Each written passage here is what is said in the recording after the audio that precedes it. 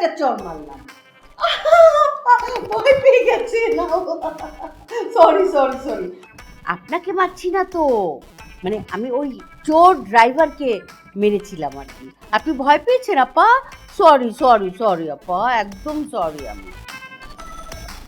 It's okay, ঠিক আছে।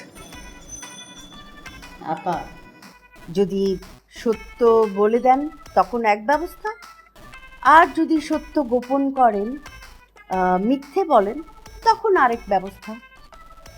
ধরুন যে আপনি যদি বলেন যে আপনি অ্যাপার্টমেন্টের সভাপতি থাকাকালীন অবস্থায় আপনি কিছু অন্যায় করেছেন। ধরুন যে আপনি যদি এখন স্বীকার করেন আপনি এই যে ফ্ল্যাটের বিভিন্ন কিছুর জন্য যে একটা ফান্ড থাকে, যে ধরেন যে জেনারেটর নষ্ট হয়ে গেলে, লিফট নষ্ট হয়ে গেলে, দারোয়ানরা অসুস্থ হয়ে গেলে, সিঁড়ি মোছার বুয়া অসুস্থ হয়ে গেলে, তারপর পানির ট্যাঙ্কি, বিভিন্ন কিছু এক্সেট্রা এক্সেট্রার জন্য একটা ফান্ড জমা থাকে। সেখান থেকে আপনি অনৈতিকভাবে বেশ কিছু টাকা সরিয়েছেন আপা।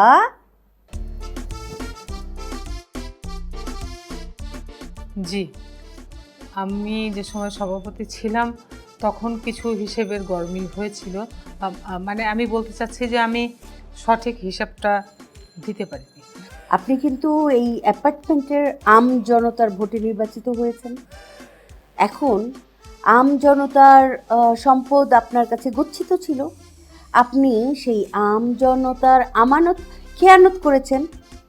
তাহলে আপনার ক্ষেত্রে কি শাস্তি প্রযোজ্য? ঠিক আছে, আমি সবার কাছে বিষয়টি বলে ক্ষমা চেয়ে নেব।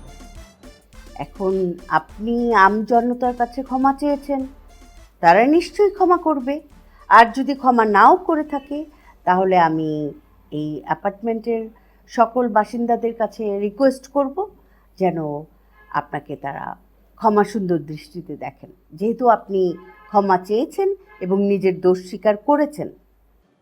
আপা, আমি আসলে এই যে হিসাবের গরমিল করে কিছু সুযোগ সুবিধা নিয়ে যে সম্পদ যে টাকা করেছি সেটা আমি অ্যাপার্টমেন্টের তহবিলে জমা দিয়ে দেবো। ও, ভেরি গুড। আচ্ছা আপা, আপনি এই যে যাবতীয় সমগ্র অর্থ অ্যাপার্টমেন্টের কোষাগারে জমা দিচ্ছেন, সেই জন্য যে আপনার প্রিভিয়াস সমস্ত দুর্নীতির সাজা মওকুফ হয়ে যাবে তা তো না। আপনি যে ভবিষ্যতে আবারও দুর্নীতি করবেন না সেটার কি নিশ্চয়তা আপা? সেই জন্য আপনাকে শপথ গ্রহণ করতে হবে। আমি যেহেতু হিসেবে গরমিল করা সম্পদটুকু অ্যাপার্টমেন্টের তহবিলে জমা দেবো বলেছি, তখন তাদের সামনে সে কথা বলে শপথ গ্রহণ করতে আমার কোনো অসুবিধা নেই।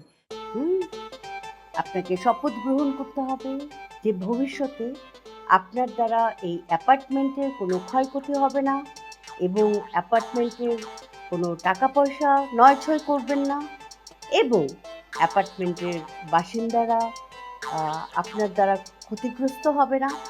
ঠিক আছে, চলুন তাহলে আমরা শপথ গ্রহণ করি।